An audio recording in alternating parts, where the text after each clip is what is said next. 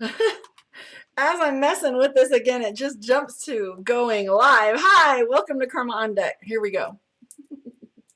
Again. Okay, welcome to Karma on Deck. This is your Aquarius reading for the week of February or March 29th. Let's take a look and see what is going on for Aquarius. I myself am an Aquarius moon, so I'm curious to see how this looks for us. So let's do your general spread for Aquarius and take a look and see what's going on for y'all. Hi, Michelle. Hi, Oscar. What's up? All right, here we go. I'm on Twitch now, so if anybody does Twitch, I would encourage you to share. Come check it out there. It took me a couple months. Yes, it took me a couple months to figure out how to stream all the things. So here we go. The Fool card, Crossroads, Opportunity, Choices, Knight of Cups, the Justice card, which is a little bit about putting things in contract, a little bit about paying consequences and karma, looking at things, how they're showing up and what the results are. I'm seeing the Moon card, the Fool card, and the Justice. So that's an interesting backstory for Aquarius to be having. The Fool card is Crossroads, Opportunity, and Choices. This is about like figuring out what direction you want to take the next few steps.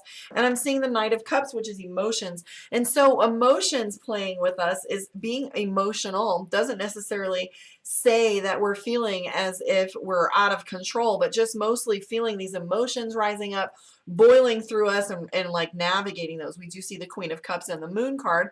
With the Justice card in play, what that tells us is we're worried about consequences. We're worried about our money. We're worried about how we're managing our business and our livelihood. The Moon card is fear. It's also about secrets. It's also about mapping and pathways. It's about like wondering and worrying about the future and wondering how things are going. You have the High Priestess in play.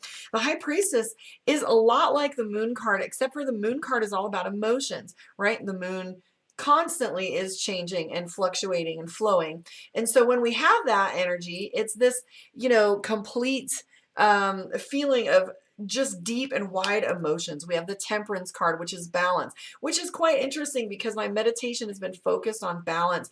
If you saw my post with my mat and all my little items on my mat, I was talking about balance. I have a candle on either side, and it's my divine masculine and my divine feminine, and actually the other way around. So I light them in accordance to what I want to focus on. Am I focusing on divine feminine, divine masculine?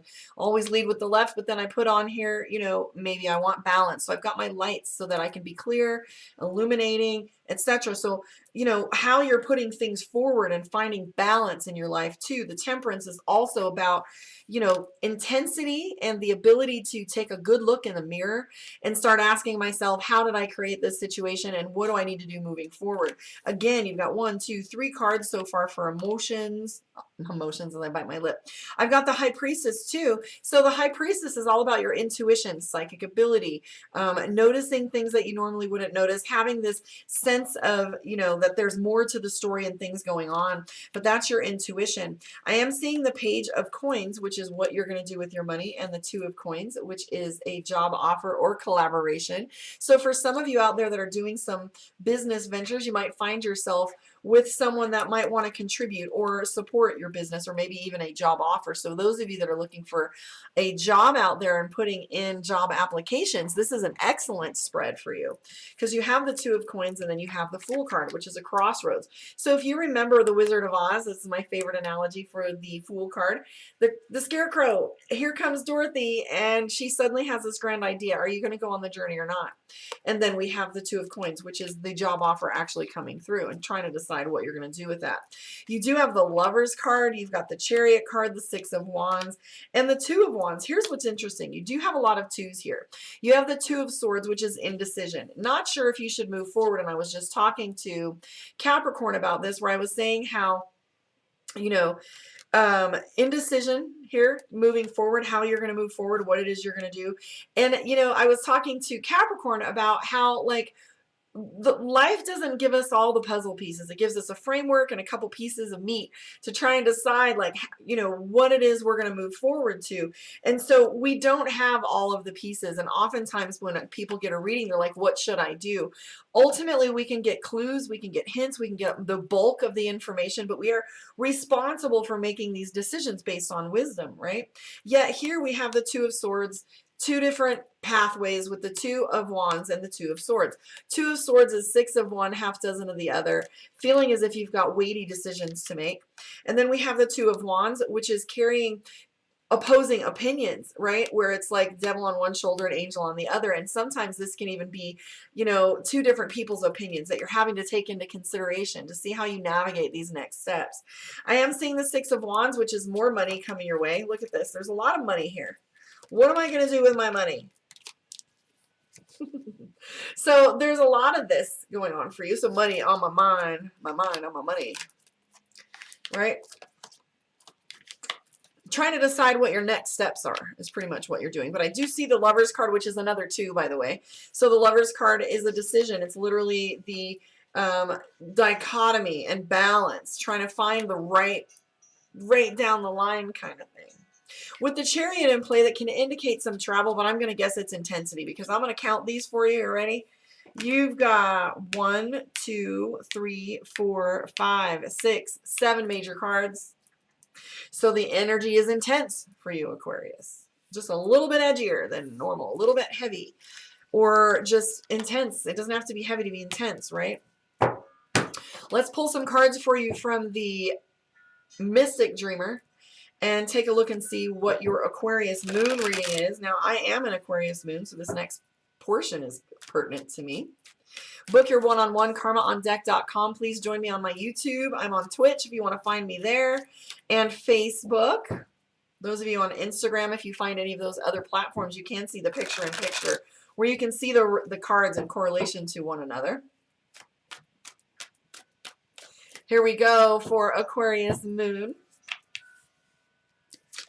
10 of Swords. Where are you playing a victim right now? 10 of Swords is betrayal. 10 of Swords is the dialogue of, look what happened to me, okay? It doesn't mean it's not true. It just means this is the phase you're coming from. I was looking at how people have, you know, been there or not been there for you. We have the 9 of Swords too, which is lack of sleep, insomnia, restless sleep, vivid, lucid dreams. We have the 10 of Pentacles, which is legacy, and Temperance, which is balance. Balance is the key. So I'm seeing balance. And the Temperance card is also all about looking in the mirror, like I was saying. And I'm also seeing the Hierophant. So Aquarius, are you being stubborn? Do you feel as if you already have the answers and you're overwhelmed at why these other things are happening? I am seeing victory, though. You may be absolutely right and feeling as if, you know, nobody's listening and you want them to know that you have these answers, but I'm seeing that you're avoiding a conflict and making sure that you just keep yourself out of the loop or whatever. You don't want to put yourself in the line of fire, and so you're just keeping things nice and easy so that you can do so. I see the Wheel of Fortune, which is fate. So fate's playing a role with you, and that tells us that the wheel of time is turning. And as I was talking to Capricorn a little while ago, I was saying how you know, we want to rush these slow phases. We want to rush things when, you know, there are most definitely phases, right, where they go from one phase to another. For example, we just came out of winter, and as I'm sitting here spending time with my plants, I am super excited to see what happens with my seeds. And I keep looking at them expecting these huge changes.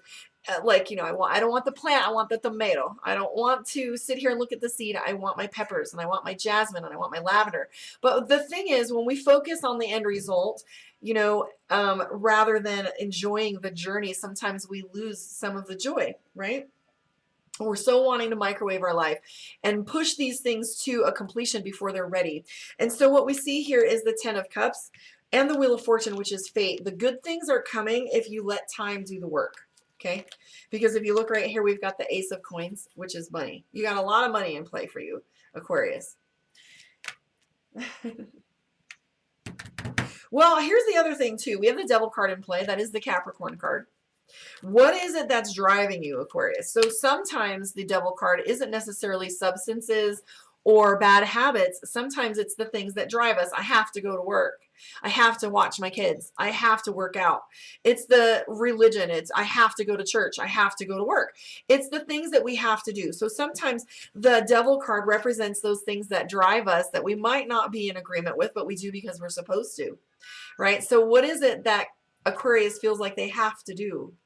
Because it's vexing you, my friend. It's vexing you. And then you have this here, which is the Hierophant, which is a little bit of arrogance. It's also a teacher. So the Hierophant is somebody who sits in knowledge and they have a lot to offer. But with this argument or this conflict that's going on in some of this environment, it almost feels as if other people aren't listening. You have a lot to say, Aquarius, and yet there's just not always perfect opportunity for the right conversations. You have to just wait, timing. Wait for things to be in their right timing. And the reason why wait is the Hangman. So the Hangman is not hung by a noose, guys. It is hung by both his feet. And if you notice here, he's strung up between, and he's got two crows, one on either side, and he's got his arms folded, because what can you do when you're in a stuck phase but wait, right? And so as you have this waiting period where you're stuck. So think of the cartoons we watched as kids where, you know, Robin Hood, they would go truck along into the forest and there would be that net and it would pull somebody up, and there would be always a conversation. Somebody would be like, what you doing up there? I'm trying to get down. Or the guy that set the trap is there and going, haha, I got you, right? So what do you do when you're stuck there? You have to wait. You just have to wait. I always think of that when I see, whoop, there you go, hanging by the little net. So as you're in this waiting period and you can't make things move, what do?